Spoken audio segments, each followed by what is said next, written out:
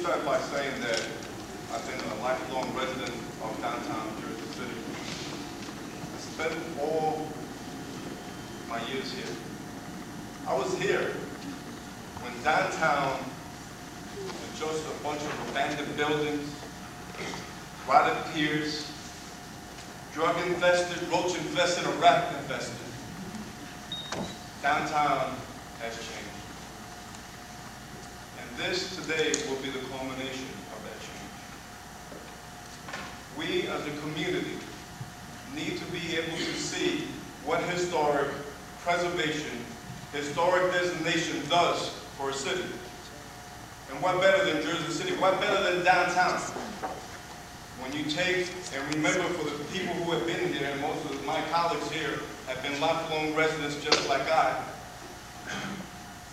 When you take and remember how Van Horst was designated, and Hamilton Park, and Harston's Cove, and Paulus Hook, and people came in, like Bob Carter said, and said, you know,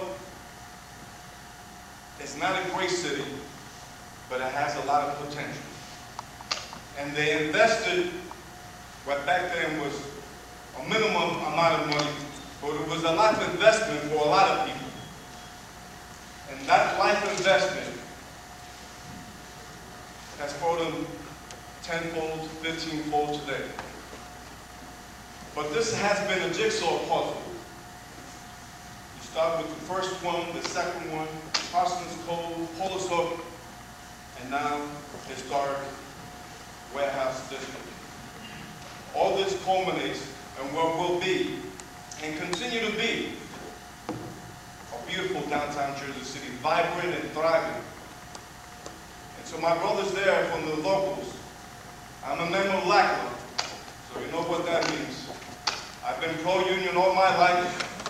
Ed Hover of the Hudson County Central Labor Council was one of my best friends.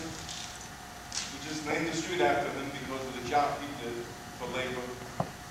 I believe in labor, and labor will continue to work in Jersey City for the rest of your lives, for your children and your grandchildren, because that's the way the market is today. Jersey City is the hot market on the East Coast.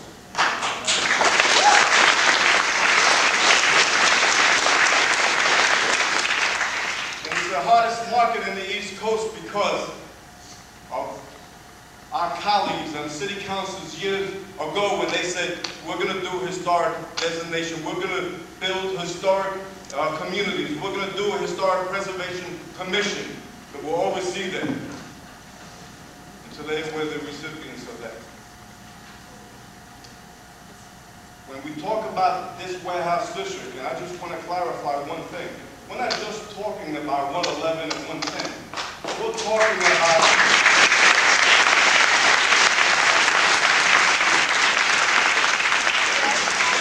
12 parcels of land that include 11 buildings, which are now 10, because we don't no longer have 110 there to be able to see.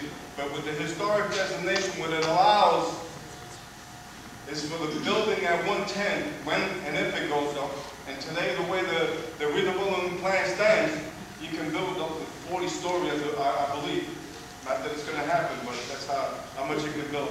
But what we want to be able to do is whatever structure goes there, resemble the setting, resemble the design of the area.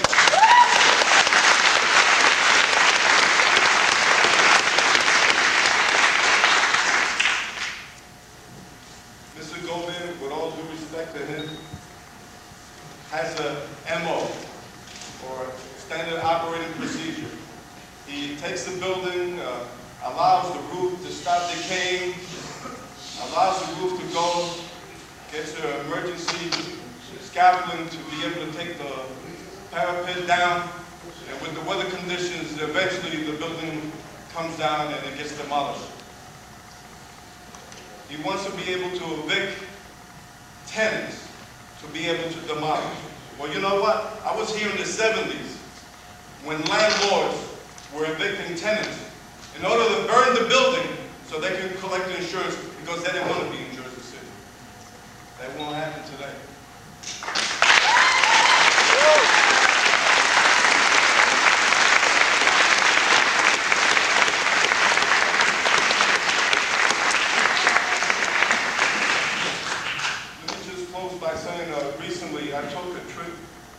conference down in Charleston, South Carolina. I don't know how many people have been there. It's a beautiful, historic city. Beautiful, historic downtown. And I stayed at the Francis Marion Hotel. The mayor of that city, along with the council members and preservationists, fought to make sure that building didn't come down. And today it is a beautiful structure. Replicated, restored to the beauty of the majestic beauty that it once had. And you know what I learned when I was down there? You always learn, no matter how old you are. The first shot in the Civil War happened in Charleston. The first shot that started it. And the war raged on.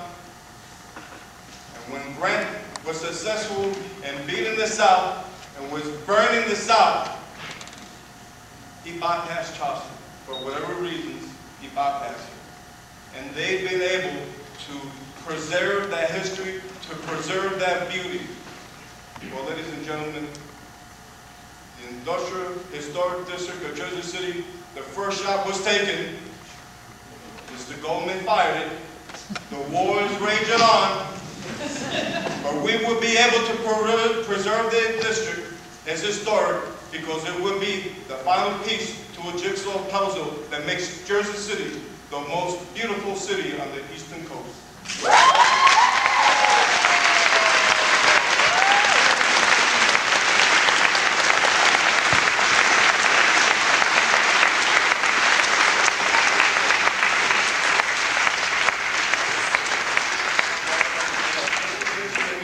Let me just say that it's fitting that four of my colleagues have voted on the fifth. With the fifth vote, I'm able to vote affirmatively for the fifth historic district in downtown Jersey City, the West House Landmark Historic District. I vote aye.